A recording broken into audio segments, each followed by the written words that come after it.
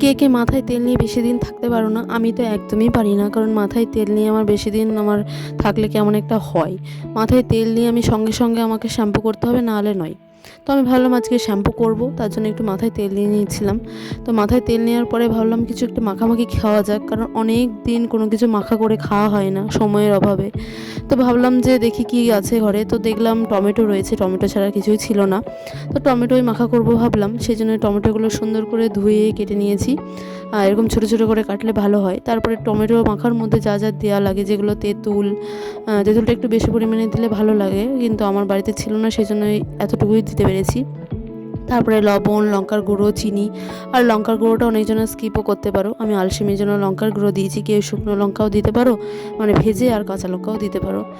তো এরকম করে সবগুলো মিশিয়ে মাখিয়ে নিতে হবে সুন্দর করে।